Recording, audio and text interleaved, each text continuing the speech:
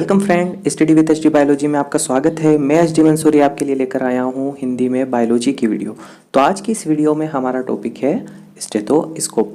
जब भी आप किसी डॉक्टर से मिलने गए हो तो उस डॉक्टर के गले में या उसके हाथ में आपने इस प्रकार का एक चिकित्सा उपकरण जरूर देखा होगा। इसी चिकित्सा उपकरण को स्टेथोस्कोप कहा जाता है। आज स्टेथोस्कोप किसी भी डॉक्टर का पर्याय बन चुका है। तो आज के इस वीडियो में हम निम्न टॉपिक पर चर्चा करेंगे, जैसे क्या है स्टेथोस्कोप, स्टेथोस्कोप शब्द का शाब्दिक अर्थ क्या है और स्टेथोस्कोप का आविष्कार किसने किया और स्टेथोस्कोप को किस प्रकार से उपयोग में लाया जाता है। तो आइए शुरू करते हैं। तो सबसे पहली बात आती है क्या है स्टेथोस्कोप। तो स्टेथोस्कोप, जिसे हम हिंदी में परिश्रावक कहते हैं, यह चिकित्सा विज्ञान में उपयोग में लाया जाने वाला एक चिकित्सा उपकरण या मेडिकल अपैरेटस है।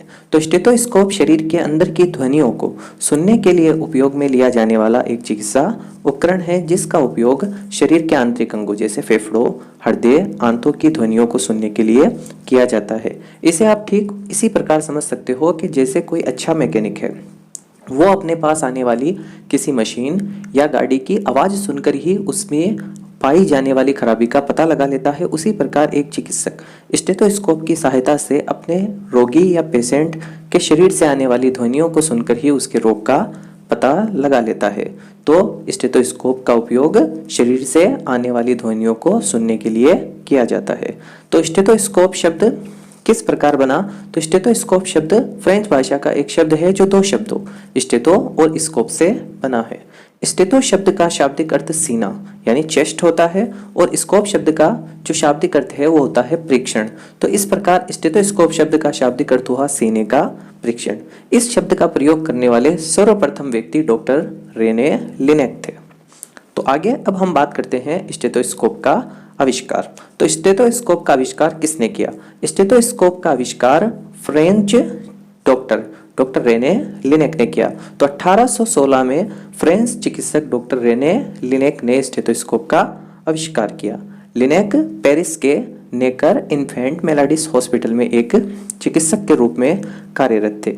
अब लिनेक ने स्टेथोस्कोप का आविष्कार किस प्रकार किया या कैसे किया, ये समझने से पहले हमें एक छोटी सी परिभाषा के बारे में पता होना चाहिए। तो क्या है यह परिभाषा? यह परिभाषा है परिश्रवण या स्कल्टेशन, यानी शरीर के अंदर निरंतर होने वाली ध्वनियों को सुनने की क्रिया को परिश्रवण कहते हैं। इस शब्द का प्रयोग चिकित्सा विज्ञान में किया जाता है और रोग निदान में यह क्रिया बहुत ही आवश्यक होती है। तो कहने का मतलब है हमारे शरीर से कई प्रकार की ध्वनियाँ निकलती है। इन ध्वनियों को सुनकर ही अगर हमारे किसी रोग का पता लगाया जाता है तो फिर इसे हम परिश्रवण या स्कल्टेशन कहते हैं। अब बात आती है इस स्कल्टेशन शब्द का उपयोग सर्वप्रथम किसने किया? तो स्कल्टेशन या परिश्रवण शब्द का उपयोग सर्वप्रथम हिप्पोक्रेटस ने किया। हिप्पोक्रेटस को ही हम चिकित्सा विज्ञान का जनक कहते हैं। अब बात आती है आज के जितने भी डॉक्टर हैं उनके पास स्कल्टेशन करने के लिए स्टेथोस्कोप नामक चिकित्सा उपकरण है। लेकिन हम उस समय की बात करें जब स्टेथोस्कोप की खोज नहीं हुई या स्टेथोस्कोप का आविष्कार नहीं हुआ, तो उस समय के डॉक्टर किस प्रकार से स्कल्टेशन किया करते थे। तो उस समय के जितने भी डॉक्टर थे वो क्या करते थे, जैसे ही उनके पास कोई पेशेंट आता तो वो उस पेशेंट की पीठ से, उसकी छाती से या उसके पेट से अपने कान को लगा देते थे और उसके शरीर से आने वाली ध्वनियों को सुनकर उसके रोग का पता लगाया करते थे। ऐसा ही उस समय डॉक्टर रेने लिनेक भी किया करते थे। लेकिन डॉक्टर रेने लिनेक काफ़ी शर्मीले व्यक्तित्व के इंसान थे। सामान्यतः यह देखा जाता है कि जो व्यक्ति शर्मीले होते हैं वो हर क्षेत्र में पीछे रह जाते हैं, लेकिन यहाँ डॉक्टर रेने लिनेक का शर्मीलापन, उनकी झिझक ने ही हमें स्टेथोस्कोप दिया या स्टेथोस्कोप के आविष्कार का वो कारण बना। अब बात आती है स्टेथोस्कोप का आविष्कार कैसे हुआ। तो एक बार डॉक्टर लिनेक के पास एक महिला आती है जो हृदय के एक रोग से ग्रस्त होती है। अब उसके हृदय से संबंधित बीमारी का पता लगाने के लिए लिनेक को उसके छाती से अपने कान लगाने होते हैं, लेकिन इस काम में लिनेक काफी शर्म महसूस करते हैं। तो इस समस्या का समाधान लिनेक कुछ इस प्रकार निकालते हैं। तो लिनेक क्या करते हैं, लिनेक एक पेपर लेते हैं और इस पेपर को फोल्ड करके इस पेपर की एक ट्यूब बनाते हैं और इस ट्यूब के एक सिरे को महिला की छाती से लगाते हैं और एक सिरे को अपने कानों से लगाते हैं और उसके हृदय से आने वाली ध्वनियों को सुनते हैं। और यहीं से नींव पड़ी स्टेथोस्कोप के आविष्कार की। तो लगातार लिनेक इसी प्रकार पेपर को मोड़ा करते थे और जो भी पेशेंट उनके सामने आता, जैसे इस फोटो में आप देख सकते हो कि लिनेक के हाथ में एक मुड़ा हुआ पेपर है और वो उसके आगे के सिरे को इस बच्चे की पीठ से लगाए हुए हैं और दूसरा सिरा उन्होंने अपने कान से लगाया हुआ है। अब हम बात करते हैं कि जो लिनेक है वो डॉक्टर के साथ एक अच्छे म्यूजिशियन भी थे, वो अच्छे बांसुरी वादक भी थे, यानी बांसुरी भी बजाया करते थे। वहीं से लिनेक को एक स्टेथोस्कोप बनाने का ख्याल आया और सबसे पहले लिनेक ने कुछ इस प्रकार का स्टेथोस्कोप बनाया जो लकड़ी से बना हुआ था।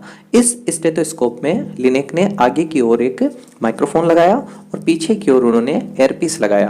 तो इस हिस्से को लिनेक किसी भी पेशेंट के शरीर के लगाया करते थे और इस हिस्से को अपने कानों से लगाकर उसके शरीर से आने वाली ध्वनियों को सुना करते थे। तो ये था संसार का सबसे पहला स्टेथोस्कोप, जिसे आज भी लंदन के म्यूजियम में देखा जा सकता है। अब हम बात करते हैं कि लिनेक द्वारा और कौन कौन से स्टेथोस्कोप बनाए गए। तो लिनेक अपने स्टेथोस्कोप में लगातार अपग्रेड करते गए और हमें कई अलग अलग प्रकार के स्टेथोस्कोप प्राप्त हुए। जैसे हम देख सकते हैं ये एक कागज का फोल्ड किया हुआ सबसे पहला स्टेथोस्कोप था, उसके बाद में ये बांसुरी के समान उन्होंने दूसरा स्टेथोस्कोप बनाया, फिर लगातार ये कई स्लिम स्टेथोस्कोप बनते गए। तो ये थे लिनेक द्वारा बनाए गए स्टेथोस्कोप। अब हम बात करते हैं कि ये स्टेथोस्कोप आज के वर्तमान स्टेथोस्कोप तक किस प्रकार पहुंचे।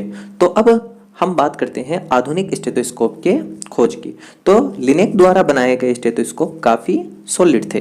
तो सर्वप्रथम 1840 में गोल्डन बर्ड ने फ्लेक्सिबल ट्यूब के साथ स्टेथोस्कोप का आविष्कार किया और आज के जो वर्तमान यानी 2 एयर टिप वाले जो स्टेथोस्कोप है उनका निर्माण करने का श्रेय डॉक्टर डेविड लिटमैन को जाता है। 1960 के अंदर लिटमैन ने आज के आधुनिक स्टेथोस्कोप का निर्माण किया। तो लिटमैन द्वारा बनाए गए स्टेथोस्कोप को हम यहाँ इस तस्वीर में देख भी सकते हैं। अब हम बात करते हैं स्टेथोस्कोप की संरचना की। एक स्टेथोस्कोप में सबसे आगे की ओर एक बेल या ड्रम होता है। इस ड्रम को डॉक्टर रोगी के शरीर से लगाता है और आगे की ओर एक रबर की ट्यूब होती है जिससे आगे 2 मेटल की ट्यूब निकली होती है जिनके अंतिम सिरे पर एक एयर टिप लगा होता है। तो इस प्रकार इन दोनों एयर टिप को डॉक्टर अपने कानों में डालकर एस्कल्टेशन करता है, अर्थात किसी भी रोगी के शरीर से आने वाली विभिन्न प्रकार की ध्वनियों को सुनता है। अब हम बात करते हैं स्टेथोस्कोप का आविष्कार कहाँ किया जाता है। तो मुख्य रूप से स्टेथोस्कोप का उपयोग 3 प्रकार से किया जाता है। एक तो श्वसन संबंधी रोगों में, यानी श्वास नलियों और फेफड़ों से आने वाली ध्वनियों को सुनने के लिए डॉक्टर इनका उपयोग करता है। इसके बाद आंतों से, छोटी आंत और बड़ी आंत से आने वाली ध्वनियों को सुनने के लिए भी डॉक्टर इनका उपयोग करता है। तो सामान्य अवस्था में हमारे फेफड़ों या हमारी श्वास नलियों से हवा के अंदर आने और हवा के बाहर जाने की ध्वनियाँ सुनाई देती है, लेकिन अगर हमारे फेफड़ों और हमारी श्वास नलियों में किसी भी प्रकार का पानी भर जाए, उनमें किसी भी प्रकार की कफ या श्लेष्मा का जमाव हो जाता है, तो उस समय या तो उनसे आवाज नहीं आती है या उनसे घरघराहट या खरखराहट की आवाज सुनाई देती है। और इन्हीं आवाजों को सुनकर डॉक्टर सामान्यतः विभिन्न प्रकार के रोगों का पता करते हैं। अब हम बात करते हैं स्टेथोस्कोप का सबसे मुख्य जो कार्य है वो है हमारे हृदय से आने वाली ध्वनियों को सुनना। तो हमारे हृदय से मुख्य रूप से 2 प्रकार की ध्वनियां सुनाई देती है। एक जो ध्वनि है वो है डब और दूसरी जो ध्वनि है वो है लब। इसके अलावा स्टेथोस्कोप का एक और मुख्य कार्य है, यानी स्टेथोस्कोप को स्फाइगमोमेनोमीटर, जिसके द्वारा हमारे रक्तचाप यानी ब्लड प्रेशर मापा जाता है। तो स्टेथोस्कोप और स्फाइगमोमेनोमीटर दोनों को मिलाकर हम अपना ब्लड प्रेशर भी ज्ञात कर सकते हैं। अब हम बात करते हैं कि स्टेथोस्कोप द्वारा सामान्यतः शरीर के कौन कौन से हिस्सों से किन किन भागों की जांच की जाती है। जैसे सामान्यतः अगर हम शरीर के आगे बात करें, जैसे फेफड़े और श्वास नलियों की अगर जांच करनी हो तो ये जो नीले स्पॉट दिखाई दे रहे हैं, सामान्यतः इन स्पॉट से डॉक्टर फेफड़ों या हमारी श्वास नलियों से आने वाली ध्वनियों को सुनता है। सामने लेफ्ट साइड ये जो रेड स्पॉट है, यहाँ सामान्यतः डॉक्टर हमारे हृदय से आने वाली ध्वनियों को सुनता है। उसके बाद यहाँ सामान्यतः एब्डोमेन या हमारी आंतों से आने वाली ध्वनियों को डॉक्टर सुना करते हैं। अब स्टेथोस्कोप अगर हम पढ़ रहे हैं तो हमें यह भी पता होना चाहिए कि हमारे हृदय से कौन सी वो दो ध्वनियां हैं जो निकलती है और क्यों निकलती है। तो इसके लिए सर्वप्रथम हमें हमारे हृदय की आंतरिक संरचना के बारे में पता होना चाहिए। तो हमारे हृदय में ऊपर की ओर दो आलिंद पाए जाते हैं। इस आलिंद को हम कहेंगे दायां आलिंद और इस आलिंद को हम कहेंगे बायां आलिंद। इसी प्रकार दोनों आलिंद के नीचे दो और चेंबर होते हैं जिन्हें हम नीले कहते हैं। तो इसे हम दायां नीले और इसे हम कहेंगे बायां नीले। तो ये जो आलिंद और नीले, इन दोनों के बीच में एक द्वार होता है जिससे ये दोनों आपस में जुड़े हुए होते हैं। तो दाएं आलिंद और दाएं नीले के मध्य जो द्वार पाया जाता है उसे हम त्रिवलनी कपाट यानी ट्राइकैप्सिड वॉल्व कहते हैं। इसी प्रकार बाएं आलिंद और बाएं नीले के मध्य जो द्वार पाया जाता है, इस द्वार को हम द्विवलनी कपाट यानी बाइकैप्सिड वॉल्व कहते हैं। तो सबसे पहले हमें देखना होगा कि जैसे ही रक्त यानी यहाँ से जो कार्बन डाइऑक्साइड युक्त रक्त है वो हमारे दाएं आलिंद में आता है और इसी प्रकार यहाँ से जो फेफड़ों से आने वाला ऑक्सीजन युक्त रुधिर है वो हमारे बाएं आलिंद में आता है और दोनों आलिंद रक्त से भर जाते हैं। तो आलिंद जैसे ही सिकुड़ता है, आलिंद के सिकुड़ने के कारण ये कपाट खुलते हैं और रक्त कहाँ आ जाता है, रक्त आता है दोनों नीले में। अब आलिंद खाली हो जाते हैं और नीले भर जाता है। तो अब हम देखेंगे कि ये जो दोनों नीले थे वो दोनों नीले अब किससे, रक्त से भर गए। अब यहाँ से जो नीले हैं वो आगे किस में खुलते हैं, यहाँ से नीले खुलते हैं धमनी में। तो जो दायां नीले हैं वो फेफड़ों की ओर जाने वाली धमनी में खुलता है और यहाँ जो बायां नीले है वो शरीर के मुख्य या महाधमनी में खुलता है। तो नीले और धमनियों के बीच में जो दरवाजा या जो कपाट होता है उसे हम अर्धचंद्राकार या सेमिल्यूनर वॉल्व कहते हैं। तो जैसे ही नीले में रक्त भर जाता है वैसे ही नीले में भी संकुचन शुरू होता है और नीले के संकुचन के कारण रक्त वापस आलिंद की ओर जाने का प्रयास करता है, लेकिन द्वार एक ही दिशीय होने के कारण रक्त आलिंद से तो नीले में आ सकता है लेकिन नीले से वापस आलिंद में नहीं जा सकता। तो जैसे ही नीले द्वारा धक्का पड़ता है तो दोनों के दोनों जो कपाट हैं वो एक साथ बंद हो जाते हैं, यानी द्विवलनी कपाट और त्रिवलनी कपाट एक साथ बंद होते हैं और इनसे पहली आवाज लब की सुनाई देती है।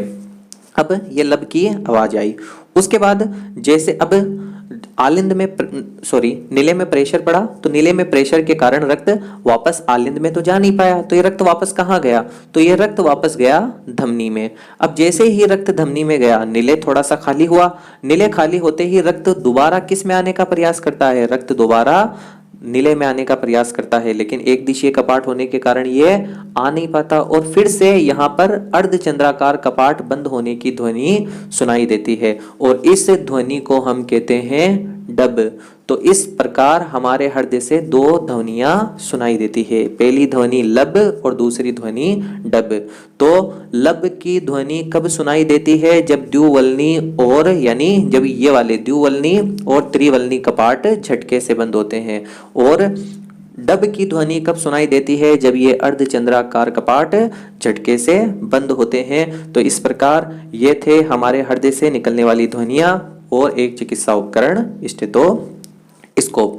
अगर आपको हमारा वीडियो अच्छा लगा तो हमें कमेंट करके बताइए और अगर आपको इसी प्रकार के और भी वीडियो चाहिए तो हमारे इस चैनल को लाइक कीजिए, शेयर कीजिए, सब्सक्राइब कीजिए। धन्यवाद।